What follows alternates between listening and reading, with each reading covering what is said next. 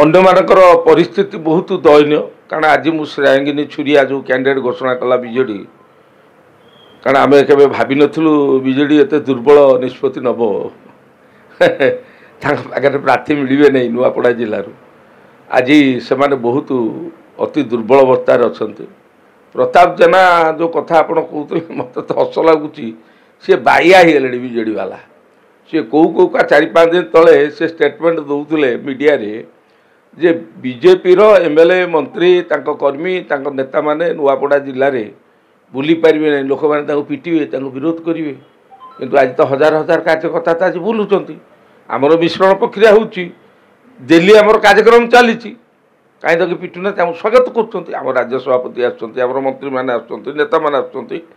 ଆଜି ଗାଁ ଗାଁରେ ଭାରତୀୟ ଜନତା ପାର୍ଟିର ନେତା କାର୍ଯ୍ୟକର୍ତ୍ତାମାନଙ୍କୁ ଜନସାଧାରଣମାନେ ଆଜି ସ୍ୱାଗତ କରୁଛନ୍ତି। କାହାକୁ ବ୍ୟକ୍ତିଗତ ଭାବରେ ଆକ୍ଷେପ କରିବାର ମୋର ଉଦ୍ଦେଶ୍ୟ ନୁହେଁ। କଂଗ୍ରେସ ଦଳର କ'ଣ ସ୍ଥିତି ପରିସ୍ଥିତି ଆପଣମାନେ ଜାଣିଛନ୍ତି। କଂଗ୍ରେସ ଦଳ ସେମିତି କିଛି ଇଏ ନାହିଁ ଯେ ତାଙ୍କର କ'ଣ ଗୋଟେ ହେବ। ରାଜନୀତି କେମିତି ଦେଖନ୍ତୁ, ମୁଁ ବ୍ୟକ୍ତିଗତ ଭାବରେ ମୁଁ କାହାକୁ କମେଣ୍ଟ କରିବା ପାଇଁ ଚାହେଁ ନା, କିନ୍ତୁ କଂଗ୍ରେସ ଦଳ ଓଡ଼ିଶାର ଲୋକମାନେ କଂଗ୍ରେସକୁ ରିଜେକ୍ଟ ଦୀର୍ଘ 25 ବର୍ଷ ହେଲା କଲେଣି।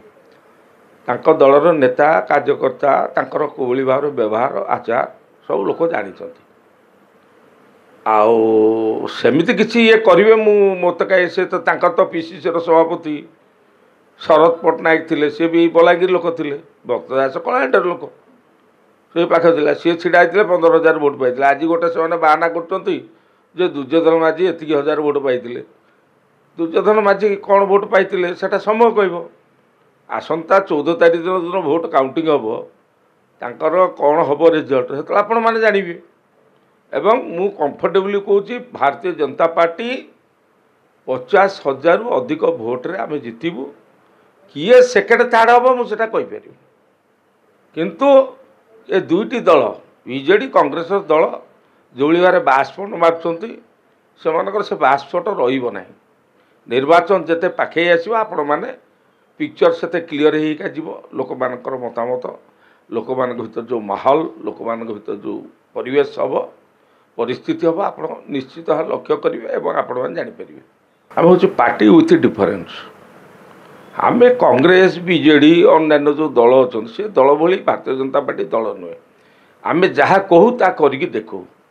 ନବୀନ ବାବୁ ସୋହେଲାରେ କହିଥିଲେ 100 ଟଙ୍କା ଆମେ ଧାନ କୁଇଣ୍ଟାଲ ଦେବୁ, ଦେଲେ ନାହିଁ। ଆମେ କହିଥିଲୁ 3100 ଟଙ୍କା ଦେବୁ, 3100 ଟଙ୍କା ଆମେ ଦେଉଛୁ ଏବଂ ଠିକ୍ ସମୟରେ ଦେଉଛୁ। ସବୁ ଚାଷୀ ଧାନ ଦେଉଛନ୍ତି ଏବଂ 48 ଘଣ୍ଟା ଭିତରେ ପଇସା ପାଉଛନ୍ତି। ସୁଭଦ୍ରା ଯୋଜନାରେ ଆମେ କହିଥିଲୁ ଓଡ଼ିଶାରେ 1,10,00,000 ମା ମାନେ ଆଜି 5,000 କରିକି ବର୍ଷରେ 2ଟା କିସ୍ତିରେ 10,000 ଟଙ୍କା ପାଉଛନ୍ତି। PM କିଷାନରେ 2,000 କରିକି 3ଟା କିସ୍ତିରେ 6,000 ଏବଂ CM କିଷାନରେ 2,000 କରିକି 2ଟା କିସ୍ତିରେ 4,000। PM କିଷାନ, CM କିଷାନ ଏବଂ ଡବଲ ଇଞ୍ଜିନ୍ ସରକାର ବର୍ଷକୁ 10,000 ଟଙ୍କା ଚାଷୀ ଖାତାକୁ ଦେଉଛି।